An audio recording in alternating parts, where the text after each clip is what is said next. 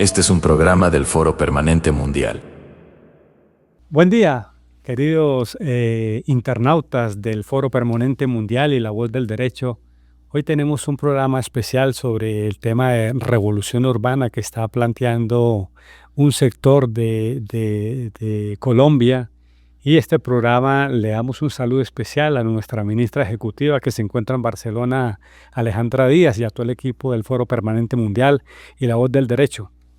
Pero para esta pedagogía traemos a los expertos. Aquí nos acompaña hoy en día Jorge Ramírez, quien es un abogado especializado en derecho urbano, es urbanista, también tiene una maestría en desarrollo de ordenamiento territorial y ha sido viceministro de infraestructura, ha sido también consultor en desarrollo territorial, ha sido secretario jurídico del Distrito Especial de Bogotá y trabajó en la subsecretaría de Hábitat, fue subsecretario como tal. Bueno, la hoja de vida, él es conferencista, es un experto en temas urbanos. La hoja de vida es muy grande, pero por temas de tiempo aquí lo presentamos brevemente. Bienvenido, Jorge Ramírez. Bueno, pues muchísimas gracias a usted, a toda la audiencia. Es un saludo, es un placer y pues un saludo para todos y todas. Bueno, hoy vamos a hablar de algo que usted es experto y que está planteando las líneas de un candidato en Colombia, que es el tema de la revolución urbana. Cuéntenos eso. Bueno, pues muchas gracias por la oportunidad y de manera muy concreta, pues esta es la estrategia en materia de la búsqueda de la garantía del derecho no solamente a la vivienda, sino del derecho al hábitat de todos los ciudadanos y ciudadanas que ha emprendido y que está concreta, digamos, en un programa de gobierno por parte de nuestro candidato Iván Cepeda y de nuestra candidata a vicepresidenta Aida Quilcue. La revolución urbana básicamente parte de un hecho y es el hecho de que la vivienda y el hábitat deben ser, digamos, conseguidos con dignidad a propósito de que son derechos, no solamente son una actividad comercial, como históricamente, casi en 200 años de vida republicana, se ha venido, digamos, manejando en este país. No son criterios encontrados, no son criterios necesariamente contrapuestos, sino que en clave garantía de derechos, perfectamente todos y todas, no solamente, digamos, los gremios históricamente considerados, podemos participar también en este sector de la economía que nos permita irnos desarrollando como país, garantizar derechos y que todas las capas de la población, no solamente como demandantes de vivienda, no solamente como demandantes de sistemas de movilidad, no solamente como demandantes de temas asociados a equipamientos y economías del cuidado y no solamente como demandantes de infraestructura asociada a servicios públicos, especialmente agua potable y saneamiento básico, podamos de verdad llegar a esa garantía mínima y adecuada de derechos, sino también podamos, digamos, participar comunitariamente, cooperativamente en estos procesos que nos permitan ir desarrollando las infraestructuras en nuestro país. Sí, mira, aquí hay dos situaciones que hay que analizar. Uno, el tema de que toda la política de vivienda, ahora la llamamos y se habla en la Constitución a partir del 91 de vivienda digna. Pero cuando ocurrió la ley Vargas Lleras se hablaba de un déficit de vivienda nueva de 2 millones. Ha sido un total fracaso porque hoy hay una necesidad de vivienda nueva de 5 millones. Pero la gran falencia que tienen los programas de vivienda es atacar el tema de la vivienda usada, de la vivienda rural, de la vivienda digna para aquellos que no tienen ese alcance a vivienda nueva precisamente. Entonces háblenos un poquito en qué consiste esa carencia de cualidades de la vivienda como tal, el aspecto cualitativo que está planteando, que es una de las características y que diferencia las dos propuestas de campaña, digámoslo así, en esta coyuntura electoral, Jorge. De acuerdo, yo creo que hoy nos estamos enfrentando básicamente a dos concepciones de lo que son los derechos de las personas y en últimas del papel del Estado. Y hablando estrictamente de temas de vivienda, solamente quisiera hacer una precisión que seguramente con otras personas, digamos que seguramente también vendrán a hablar cuando seamos gobierno, porque estamos seguros que vamos a ser gobierno, a charlar sobre los temas. Pues quisiera comenzar. Colombia históricamente ha tenido programas asociados a la vivienda y especialmente a la vivienda nueva, básicamente a partir de eso que se conoce técnicamente. Yo quiero que hablarle a la ciudadanía, a las personas que nos escuchan, esos subsidios cruzados que son a la oferta, para llamarlo de una manera concreta, pues básicamente promover la gran construcción por parte, digamos, de las grandes constructoras de vivienda, sobre todo multifamiliar, que no tienen pertinencia cultural, que no sabemos que Colombia tiene unas variedades climatológicas, unas variables geográficas que no necesariamente hacen que esa sea la única alternativa de vivienda.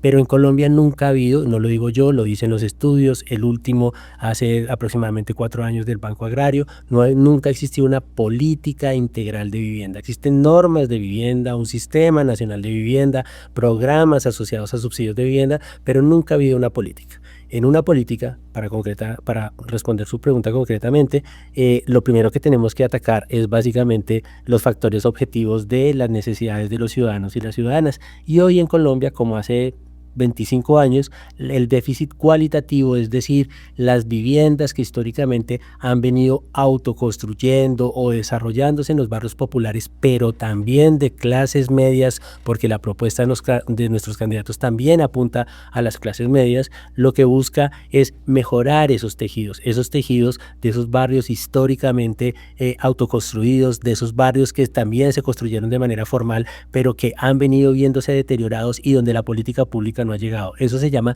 déficit cualitativo de vivienda y se soluciona a través de procesos de mejoramiento integral de barrios. Vuelvo a insistir, hoy, y me quedo en las principales ciudades de Colombia, pero ayer yo estaba en Quibdó, en municipios de los 1.103 municipios de nuestro país, sus ámbitos urbanos se ven deteriorados, estamos perdiendo calidad urbana y eso es importante mejorarlo. Eso es mejoramiento de vivienda. Un mensaje muy importante: el programa de nuestro candidato Iván Cepeda y de nuestra vicepresidenta de Aquilcue no está solamente enfatizando en el mejoramiento cualitativo de la vivienda. Nosotros hemos planteado 1.360.000 soluciones habitacionales, de las cuales básicamente 700.000 son mejoramientos, porque es el déficit más grande y el sobre el que nunca se ha hecho cobertura, pero fíjese que eso significa que aproximadamente el resto de esa diferencia pues va a apuntar fundamentalmente a 360.000 nuevas unidades, que quiero llamar la atención, es lo que han producido los últimos gobiernos en sus cuatrenios. Eso significa que fíjese que no dejamos de apuntar al déficit cualitativo de vivienda nueva, sino que también estamos enfatizando la política pública que se va a gestar en nuestro gobierno con acciones concretas, con medidas ejecutivas desde el mismo momento en que salgamos, digamos, a hacer gobierno, que nos permita también llegar a esos territorios de la población colombiana, a esos municipios que necesitan esa mejoría en sus calidades de vida, entendidas como lograr, digamos, solventar ese retraso en servicios públicos, ese retraso en equipamientos y pues por supuesto llegar a las viviendas que se ven deterioradas y que requieren ser objeto de mejoramiento. Muy bien, Juan, usted acaba de tocar aquí un tema bien importantísimo, es que siempre se ha considerado la vivienda como un negocio, no una solución para el ser humano, para las familias. Aquí ha habido ciudades dormitorio, ¿sí? Que por intereses de los promotores de vivienda, yo hablo de esquemas camacoleros, porque impulsan ese tipo de propuestas, donde por ejemplo en Soacha es ciudad dormitorio y los trabajadores ahí tienen que desplazarse aquí al norte de Bogotá, tienen que desplazarse a la zona industrial, a Funza, a Cota, en unos desplazamientos de más de 2 horas, y eso es calidad de vida que le afecta no solamente al empleado, sino al mismo empleador, al mismo industrial donde se desempeña. Entonces es un problema de conectividad, pero aunado a ellos, cuando se piensa en vivienda, no se piensa en el agua, no se piensa en el metabolismo urbano, no se piensa en la logística como ordenamiento territorial organizado, sino que hay unos intereses y focalizan unos bancos de tierras a favor de unos intereses económicos, sin pensar en esa conectividad y en esa armonía que debe existir como vivienda núcleo con relación a dónde se trabaja, con relación a dónde se mueve la ciudad, con relación al tema educativo y demás equipamientos urbanos. ¿Qué nos opina de eso? Pues yo creo que usted toca el punto más importante y es la vivienda para qué. y la vivienda para quiénes.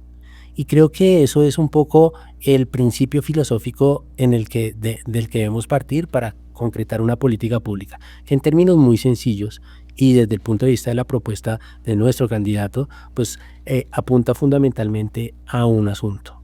¿Cuál asunto? Precisamente por allá la Constitución política señala que la vivienda es un derecho y que todos tenemos derecho a tener vivienda digna. Usted me preguntaba en el interrogante anterior, ¿qué significa vivienda digna? No solamente un techo para vivir adecuadamente y que debe ser mejorado, sino mejores vías, mejores sistemas de transporte público, acueducto y alcantarillado a precios, esto significa con tarifas asequibles para los ciudadanos y las ciudadanas, un sistema de equipamientos y un tejido productivo.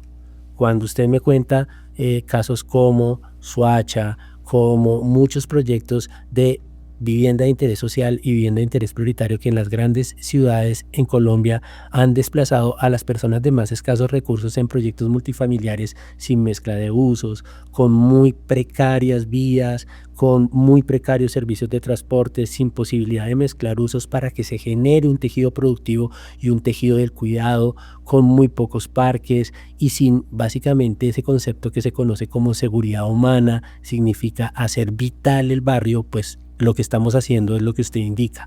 Estamos enviando a grandes porciones de la población a simplemente sitios o guetos donde precisamente lo que no se garantiza con la vivienda es que se pueda ir dando ese salto para mejorar sus condiciones socioeconómicas, sino que cada vez se empobrecen más. Solo quisiera darle un referente. Esos referentes ya fueron aplicados en Latinoamérica y ya dieron resultados desastrosos. El Infonavit, millones, y le quiero dejar eso claro a la población que nos escucha, a los ciudadanos y ciudadanas que nos escuchan. Yo trato de hablar mucho hacia los ciudadanos, millones de viviendas, las cuales hoy son básicamente sitios inhabitados, precisamente porque llevaban esa política de mandemos a las personas a los extramuros por una discusión que es supuestamente el valor del suelo y que entonces las viviendas para los más pobres, para las más pobres, para las personas que necesitan dar ese salto socioeconómico, los terminamos llevando a los extramuros, donde el empleo está no localizado en esos lugares, donde el tejido productivo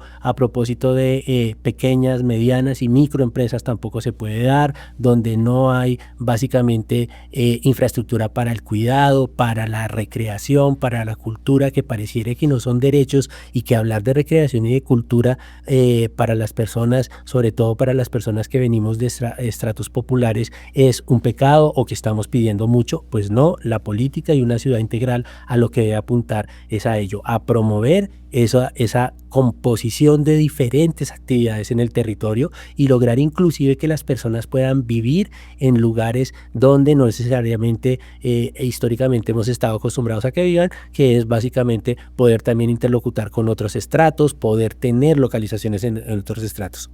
Para cómo se combate ese tema de la segregación y de la llevada a la gente a, digamos, proyectos de vivienda que están en los extramuros, pues simplemente aplicando políticas como el reuso de edificaciones. Para cerrar su pregunta, solamente les mando o les dejo aquí algunos datos.